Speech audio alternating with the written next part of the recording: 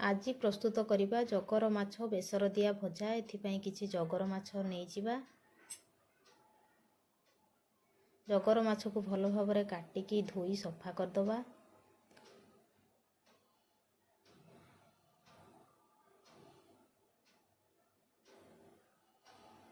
एबे सेही कटा हेइथिबा जगर माछरे किछि लूण एवं हळदी पकेई भलसे गोळेई दबा।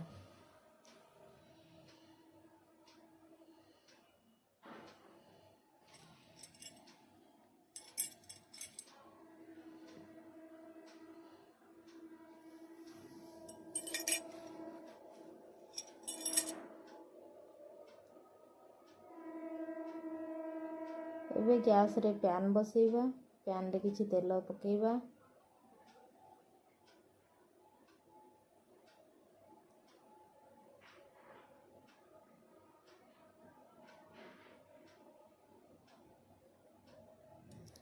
एबे तेल गरम हे आसलानी। हळदी लूण गोळेई रखिथिबा जगर माछ को से तेल रे पकेई भल भाबरे भाजी दबा।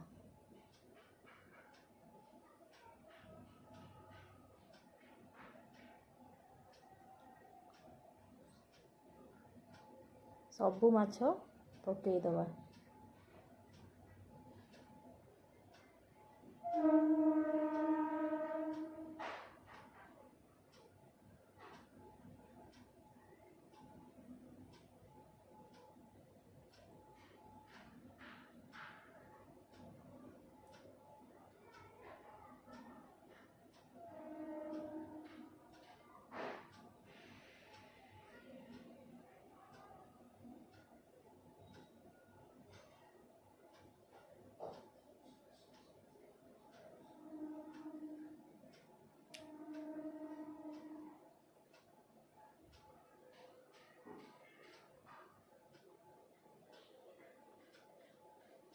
माछ एबे हेई आसलानी।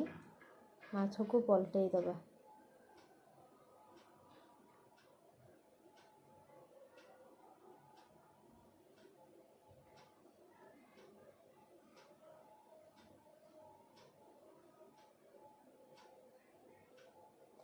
सबु माछ को एमिति भाबरे पलटेई दबा।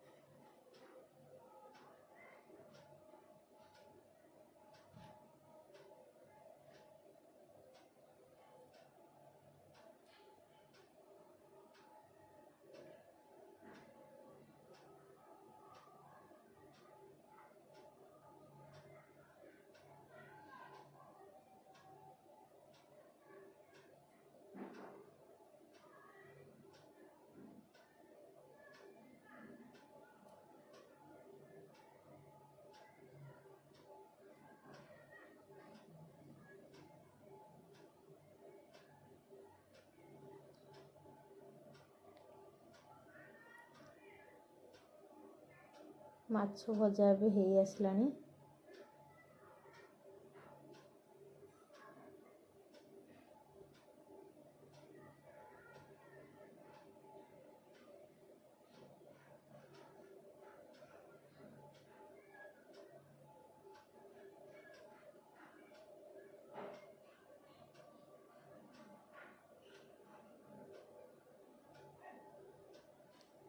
दुई साइड एबे हल्का ब्राउन कलर हो गलानी।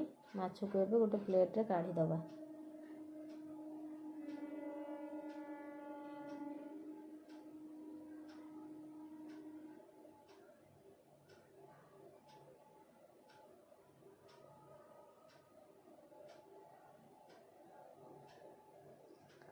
माछरे मसला देवा पई मु एठी गोटे पियाज रसुण जीरा सोरिष लंका रखिछि।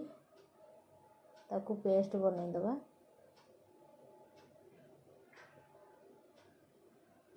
गोटे टमाटो भी काटिकी नेछि। एबे गैस रे पैन बसेइबा। पैन रे किछि सोरिष तेल पकेई दबा।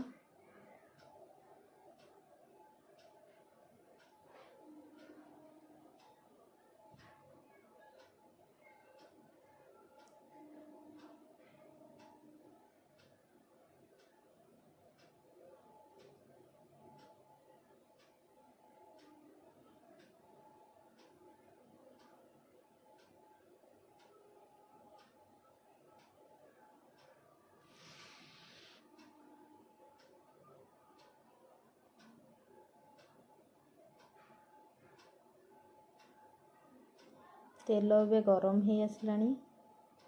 ତେଲରେ ସୋରିଷ ମସଲାକୁ ପକାଇଦେବା।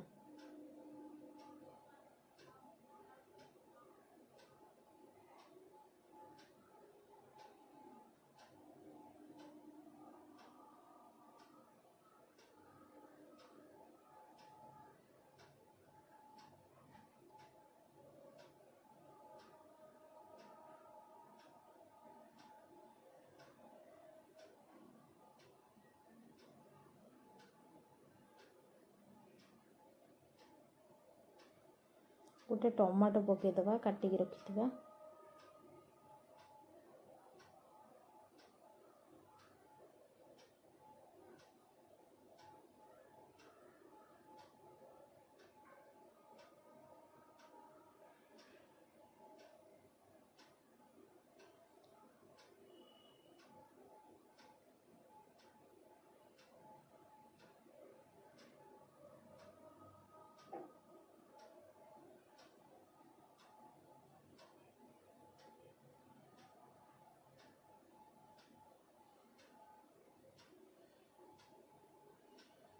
କିଛି ଲୁଣ ପକାଇଦେବା ସ୍ୱାଦ ଅନୁସାରେ।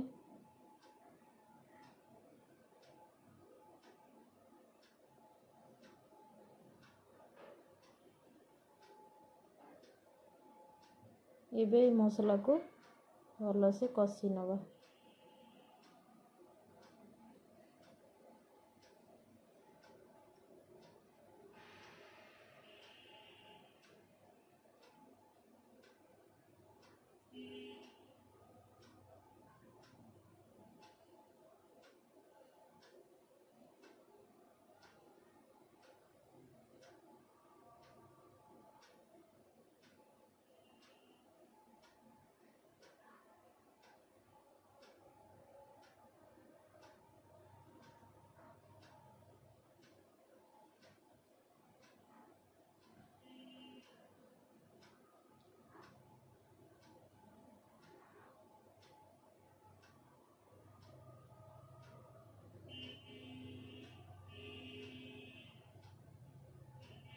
ଏଥର ମସଲା ପାଣି ଦେଇଦେବା।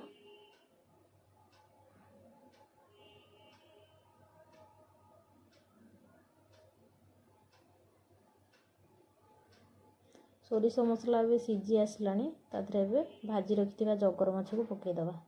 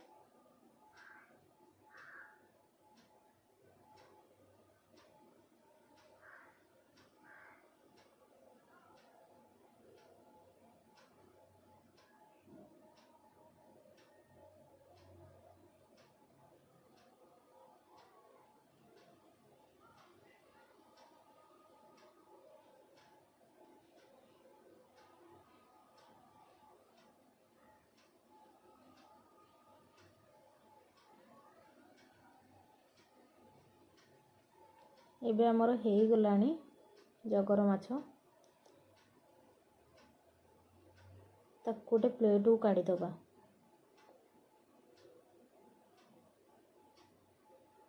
ପ୍ରସ୍ତୁତ ହେଇଗଲା ଆମର ଜଗର ମାଛ ବେସର ଦିଆ ଭଜା।